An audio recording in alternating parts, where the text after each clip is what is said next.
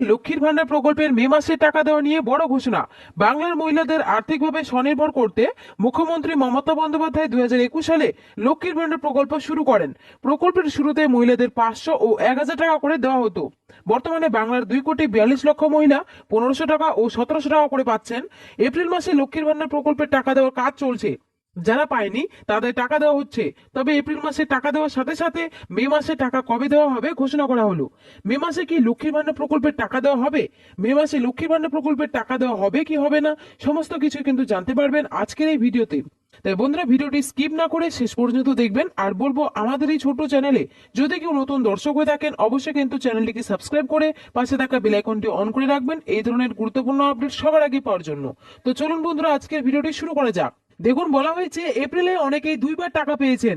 তাহলে কি মে মাস থেকে বন্ধ লক্ষ্মীর ভান্ডার? তো বন্ধুরা, চলুন আমরা আজকে এই বিষয় নিয়ে একটু বিস্তারিত আলোচনা করি। 2026 সালের বিধানসভা নির্বাচনের প্রাক্কালে রাজ্যের নারী শক্তির অন্যতম ভরসা লক্ষ্মীর ভান্ডার প্রকল্প নিয়ে শোরগোল শুরু হয়েছে।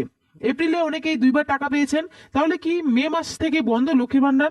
2021 সালে চালু হওয়া লক্ষ্মীর ভান্ডারের শুরুতে সাধারণ শ্রেণীর মহিলাদের 500 এবং তপশিলি জাতি মহিলাদের 1000 টাকা করে দেওয়া হচ্ছিল। বর্তমানে সেই ভাতার পরিমাণ বেড়ে দাঁড়িয়েছে 1500 টাকা ও 1700 টাকা। বর্তমানে সাধারণ শ্রেণীর মহিলারা 1500 এবং তপশিলি জাতির মহিলারা 1700 টাকা করে পাচ্ছেন।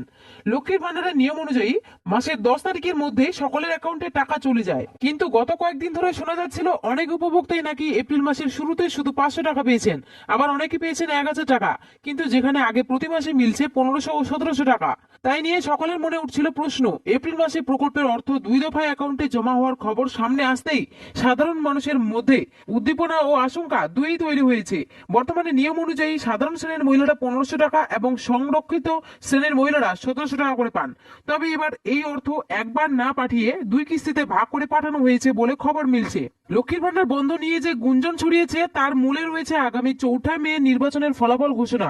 রাজনৈতিক মহলের মতে এই প্রকল্পের স্থায়িত্ব সম্পূর্ণভাবে নির্ভর করছে আগামী দিনের সরকার গঠনের উপর। শাসক দল তৃণমূল কংগ্রেস বারবার প্রতিশ্রুতি দিয়েছে যে ক্ষমতায় ফিরলে এই প্রকল্প কেবল চালু থাকবে তাই নয়, বরং ভাতার পরিমাণও বাড়ানো হবে। অন্যদিকে প্রধান বিরোধী দল বিজেপি ক্ষমতায় এলে অন্নপূর্ণা ভান্ডার প্রকল্পের মাধ্যমে মাসিক 3000 টাকা দেওয়ার প্রতিশ্রুতি দিয়ে পাল্টা চ্যালেঞ্জ ছুড়ে দিয়েছে। রাজনৈতিক বিশ্লেষকদের মতে সরকার পরিবর্তন হলে বর্তমান কাঠামোয় প্রকল্পটির আমূল বদল ঘটার সম্ভাবনা প্রবল। যদি নতুন কোনো দল ক্ষমতায় আসে তবে তারা তাদের নির্বাচনী ইস্তেহার অনুযায়ী নিজস্ব ধাঁচে প্রকল্প সাজাতে পারে।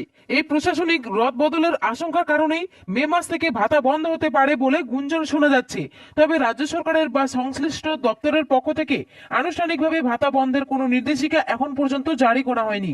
বাংলার ভোট এবং 4 মের ফলাফলে নির্ধারণ করবে এই জনকল্যাণমূলক প্রকল্পের চূড়ান্ত ভাগ্য। অর্থাৎ এখানে বলা হয়েছে লক্ষ্মীর ভান্ডার প্রকল্পের টাকা বন্ধের বিষয়ে এখনো পর্যন্ত রাজ্য সরকার অফিসিয়ালি ভাবে কোনো ঘোষণা করেনি।